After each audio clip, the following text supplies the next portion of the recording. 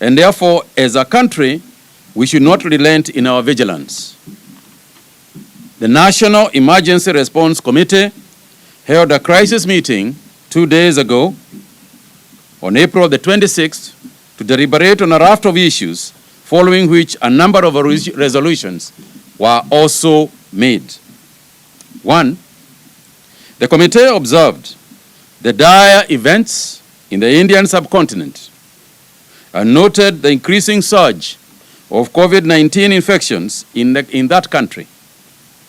The committee empathized with the situation through the Ministry of Foreign Affairs and expressed our solidarity with the government of India in dealing with the situation. Indeed, the President, His Excellency Uhuru Kenyatta, has also advised us and expressed us to explore any means possible for us to work with the government of India and assist as a government in any manner that we can. But in the meantime, the committee regretted the events nonetheless, and given the situation, resolved to suspend all passenger flights in and out of India into Kenya for a period of 14 days, subject to review. This suspension is to take effect 72 hours from now following this announcement, and that is therefore take effect on midnight on Saturday. This would allow those who are traveling tomorrow from India, those patients who are coming, to arrive in the country. However, in addition, all passengers arriving from India within those 72 hours shall be subjected to rapid antigen testing upon arrival at our ports of entry and shall be required to strictly observe a 14-day quarantine period that will be closely monitored by our health officials.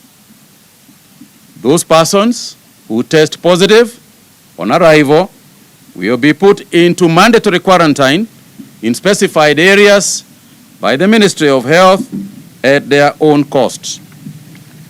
Cargo flights shall, however, remain in service subject to observation of the transport protocols. Number 2, the committee also noted, as I had said earlier, that oxygen being a critical component in the fight against the virus, consequently, the ministry has tasked with supporting the county governments in upscaling their oxygen supply capacity, and this I have already explained. That we need to address if indeed we are going to optimally serve our residents. On the matter of oxygen, as I said, it is one thing to produce it, but we also need to ensure that piping is done. And as a policy, as a new policy in the government, what we have advised across the counties is that we should always have a piped system of oxygen in every new ward that is being built anywhere in Kenya. So part of the cost of any ward being built, including the one we have seen now in Mwatate, one of the conditions of approval, even by NHIF, is going to be that there has to be piped oxygen in the wards. And the reason why this is very important is because one cylinder can serve a lot of people if there is piped oxygen. But if there is no piped oxygen, then you need a cylinder per individual, which then escalates the cost of healthcare in the country. So more community transmission. We therefore call for support from national government as well as other development partners in the following key priority areas towards building the capacity of the county to offer effective and efficient handling of the COVID-19 pandemic while offering health services to our residents. We'd like to request our population here